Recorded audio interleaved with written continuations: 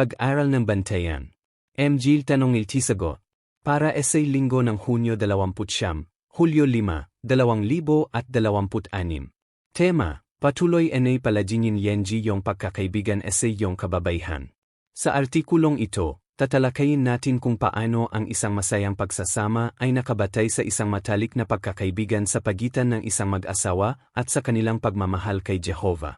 Ginawa kong simple at maikli ang mga sagot para madaling maunawaan. Simulan na natin. Tanong 1. Bakit ang mabubiting kaibigan ay isang regalo mula kay Jehovah? Sagot, ang mabubiting kaibigan ay isang regalo mula kay Jehovah dahil mahal nila si Jehovah at tayo. Ibinabahagi nila ang ating mga kagalakan, inaaliw tayo sa mahihirap na panahon, nagbibigay ng tapat na payo, at nananatiling tapat at mapagkakatiwalaan. Ang kanilang pagkakaibigan ay nagdudulot ng pampatibay loob at kaligayahan na nagpapasaya sa puso. Tanong 2. Bakit mahalaga para sa isang mag-asawa na patuloy na palakasin ang kanilang pagkakaibigan? Mateo 11:6. Sagot, kailangang patuloy na palakasin ng mga mag-asawa ang kanilang pagkakaibigan dahil ang isang matibay na pagkakaibigan ay tumutulong sa kanila na manatiling malapit na nagkakaisa at masaya. Kung mapabayaan nila ang kanilang pagkakaibigan, maaari silang magsimulang makaramdam ng kalungkutan, pagkabigo, o sama ng loob. Sa pamamagitan ng patuloy na pagpapalago ng kanilang pagkakaibigan, matatamasa nila ang malalim na ugnayan na nilayon ni Jehovah para sa pag-asawa, na tunay na nagkakaisa bilang isang laman. Tanong 3 bawas apa.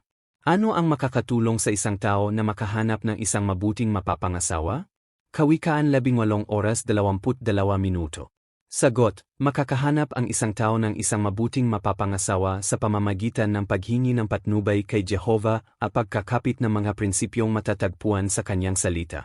Dahil ang pag-asawa ay kayusan ni Jehovah, alam niya kung ano ang pinakamabuti para sa atin at matutulungan niya tayong pumili ng isang mapapangasawa na magiging angkop na kaibigan at kasama habang buhay. Ang maingat na pagsasaalang-alang sa mga prinsipyo ng Biblia ay makakatulong sa isang Kristiyano na gumawa ng matalinong desisyon na hahantong sa isang masaya at matagumpay na pag-asawa. Tanong 5. Bakit mahalagang pumili ng isang bautisadong tao bilang mapapangasawa? Sagot, mahalagang pumili ng isang bautisadong tao bilang mapapangasawa dahil ang mga bautisadong Kristiyano ay mga kaibigan ni Jehovah at may parehong espiritual na mga pinahahalagahan at layunin. Ang pagpapakasal sa isang kapananampalataya ay nakakatulong sa isang mag-asawa na manatiling nagkakaisa sa pagsamba. Itiring ang isa't isa bilang mga pagpapala mula kay Jehovah, at maiwasan ang mga kahirapan na maaring idulot ng pagiging hindi pantay na pamatok sa isang hindi mananampalataya. Tanong 6 bawas 7. Anong uri ng mga tanong ang dapat sagutin habang nanliligaw? Sagot, sa panahon ng panliligaw, dapat maglaan ng oras ang isang tao upang alamin ang tungkol sa karakter, espiritualidad, at mga layunin ng isang mapapangasawa. Kabilang sa mga tanong na dapat isaalang-alang, paano tinatrato ng tao ang mga miyembro ng pamilya at iba pa? Magalang ba, mabait, at handang magparaya ang tao? Ano ang saloobin ng tao sa pera at mga pagkakaibigan? Karagdagang komento, higit sa lahat, dapat itanong ng isang Kristiyano kung ang tao ay may malalim na pag-ibig kay Jehovah, nagsusuot ng bagong personalidad, at makakatulong na palakasin ang kanilang relasyon kay Jehovah. Karagdagang komento, dapat din nilang isaalang-alang kung mayroon silang magkakatulad na espiritual na mga layunin at maaring maging matalik na magkaibigan. Ang paglalaan ng oras upang sagutin ang mga tanong na ito ay nakakatulong sa isang tao na gumawa ng matalinong pagpili para sa isang panghabang buhay na mapapangasawa. Tanong 8 bawas 9. Ano ang makakatulong sa isang taong nanliligaw na gumawa ng matalinong desisyon? Tingnan din ang larawan. Sagot, ang isang taong nanliligaw ay maaring gumawa ng matalinong desisyon sa pamamagitan ng paglalaan ng oras upang maunawaan kung ano talaga ang hitsura na mapapangasawa.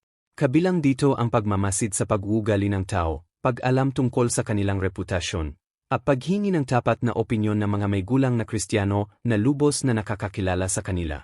Karagdagang komento, mahalaga ring talakayin ang anumang mga bagay mula sa nakaraan o kasalukuyan na maaring makaapekto sa pagsasama at bigyang pansin ang anumang mga alalahanin o obserbasyon na ibinahagi ng mga pinagkakatiwalaang kaibigan. Sa pamamagitan ng maingat na pagsasaalang-alang sa mga salik na ito, matutukoy ng isang tao kung matalino bang ipagpatuloy ang panliligaw at ituloy ang kasal. Tanong 1-0. Bakit mabuti para sa mag-asawa na ibigay ang kanilang oras at atensyon sa isa't isa? Sagot, mabuti para sa mag-asawa na ibigay ang kanilang oras at atensyon sa isa't isa dahil pinapalakas nito ang kanilang pagkakaibigan at ugnayan na mag-asawa. Ang paggugol ng oras na magkasama ay nagbibigay daan sa kanila na makipag-usap ng hayagan, ibahagi ang kanilang mga inisip at damdamin, ipahayag ang pagmamahal, suportahan ang isa't isa, at masyahan sa mga aktibidad na magkasama, na tumutulong sa kanila na manatiling matalik na magkaibigan at mapagmahal na kasama. Tanong 11. Ano ang maaring magbanta sa pagkakaibigan na mag-asawa? Sagot, ang pagkakaibigan na mag-asawa ay maaring mabanta kapag sila ay nagkahiwalay ng matagal na panahon. Bagamat ang mga ganitong kayusan ay maaring mag-alok ng mga benepisyo sa pananalapi, ang matagal na pagkawala ay maaring magpahina sa kanilang pagiging malapit, mabawasan ang komunikasyon at pagsasama, at magdulot ng pilay sa relasyon na mag-asawa. Tanong 12-13. Ano ang ginawa ng ilang Kristiyanong may asawa upang makapiling ang kanilang asawa? Tingnan din ang larawan. Sagot, ang ilang Kristiyanong may asawa ay nagsisikap na gumugol ng dekalidad na oras na magkasama. Pinipili nilang gumawa ng mga aktibidad na magkasama, nililimitahan ang hindi kinakailangang oras na magkahiwalay, nag-ischedule ng oras para sa isa't isa sa kabila ng abalang ischedule. Nagpapakita ng interes sa mga libangan at kagustuhan ng isa't isa, at iniwasan ang mga pang-abala tulad ng labis na paggamit ng telepono.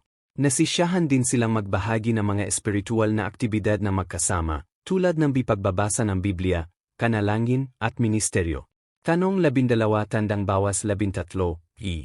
Saan nababagay ang ating relasyon sa ating kabiyak? Tingnan ang kahon na, ang lugar ng iyong kabiyak sa iyong buhay. Sagot, pagkatapos ng ating relasyon kay Jehovah, ang ating relasyon sa ating kabiyak ay dapat na isa sa pinakamahalaga sa ating buhay.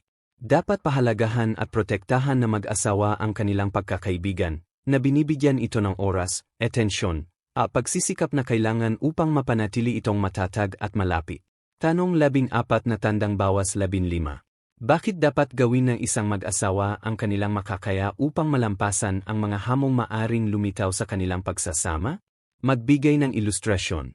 Sagot, dapat gawin ng mga mag-asawa ang kanilang makakaya upang malampasan ang mga hamon dahil ang kasal ay mahalaga kay Jehovah at dapat pahalagahan na mag-asawa. Bagamat normal ang mga paghihirap at alitan sa pagsasama, maaring magtulungan ang mga mag-asawa upang ayusin at palakasin ang kanilang relasyon sa halip na sumuko dito. Kung paanong ang mga may-ari ay maaring maglaan na malaking pagsisikap, oras, at mga mapagkukunan upang maibalik ang isang mahalagang gusali o likhang sining, ang mga mag-asawa ay dapat na handang magtrabaho ng husto upang maibalik at palakasin ang kanilang pagsasama kapag may lumitaw na mga problema. Ang paggawa nito ay nagpapakita ng pagmamahal at paggalang sa isa't isa at kay Jehovah, ang tagapagpasimula ng pag-asawa. Tanong 16. Ayon sa 1 Korinto 13, 4:8, ano ang makakatulong sa isang mag-asawa na nahaharap sa isang malubhang hamon sa kanilang pagsasama? Tingnan din ang larawan at ang kahon na, tulong upang palakasin ang inyong pagkakaibigan. Sagot, matutulungan ang isang mag-asawa sa pamamagitan ng pagtutuon ng pansin sa mga katangian ng pag-ibig na inilarawan sa 1 Korinto 13, 4:8 at pagsisikap na may lapat ang mga ito sa kanilang pagsasama. Sa halip na magmadali sa paghihiwalay, dapat nilang itanong kung paano nila mapapatibay ang kanilang pagkakaibigan, mabubuo muli ang kanilang relasyon, at makapagpapakita ng higit na pagmamahal, pagtitiis, kabaitan, at pagpapatawad. Dapat silang manalangin para sa patnubay ni Jehovah at humingi ng tulong mula sa Biblia, mga publikasyong Kristiyano, at mga may gulang na kapananampalataya, na umaasa kay Jehovah upang palakasin ang kanilang pagsasama. Tanong 17. Paano makakasumpong ng kaligayahan ang mga nagbabalak mag-asawa at ang mga may asawa na? Sagot, ang mga nagbabalak mag-asawa ay makakasumpong ng kaligayahan sa pamamagitan ng maingat na pagpili ng angkop na mapapangasawa batay sa mga prinsipyo ng Biblia. Ang mga may asawa na ay makakasumpong ng kaligayahan sa pamamagitan ng patuloy na pagpapatibay ng kanilang pagkakaibigan, pagharap sa mga hamon, at pag-asa kay Jehovah para sa tulong. Sa paggawa ng mga bagay na ito, maaring magtamasa ang mga mag-asawa ng isang masaya at matatag na pagsasama. Paano sa sagutin? Paano makakapili ang isang Kristiyanong walang asawa na mapapangasawa na magiging mabuting kaibigan habang buhay? Sagot, ang isang Kristiyanong walang asawa ay maaring pumili ng isang mabuting kaibigan habang buhay sa pamamagitan ng paghahanap ng isang taong malakas sa espiritual at umibig kay Jehovah. Mahalagang obserbahan ang kanyang karakter, reputasyon, saloobin at paraan ng pamumuhay na naayon sa mga prinsipyo ng Biblia, at maglaan ng oras sa panahon ng panliligaw upang makita kung pareho sila ng espiritual na mga layunin at pinahahalagahan. Ano ang makakatulong sa isang mag-asawa na mapalakas ang kanilang pagkakaibigan? Sagot, mapapatibay ng isang mag-asawa ang kanilang pagkakaibigan sa pamamagitan ng regular na paggugol na makabuluhang oras na magkasama. Kabilang dito ang bukas na komunikasyon, pagpapakita ng pagmamahal, pagsuporta sa isa't isa, pagbabahagi ng mga kasasyang aktibidad, at lalo na ang pakikibahagi sa mga espiritual na aktibidad tulad ng pagbabasa ng Biblia, panalangin at pangangaral. Ano ang makakatulong sa isang mag-asawa na manatiling magkakasama kapag may mga hamon sa kanilang pagsasama? Sagot, ang isang mag-asawa ay maaring manatiling nagkakaisa sa panahon ng mga hamon sa pamamagitan ng paglalapat ng mga prinsipyo ng Biblia tungkol sa pag-ibig, pagiging matiyaga at mapagpatawad, at pagsisikap na muling biwin ang kanilang relasyon sa halip na maghanap ng paghihiwalay. Ang pag-asa kay Jehovah sa pamamagitan ng panalangin, paghingi ng patnubay mula sa kanyang salita, at paghingi ng tulong mula sa mga may gulang na Kristiyano ay maaari ring magpalakas ng kanilang ugnayan at makatulong sa kanila na malampasan ang mga kahirapan. Salamat sa panonood.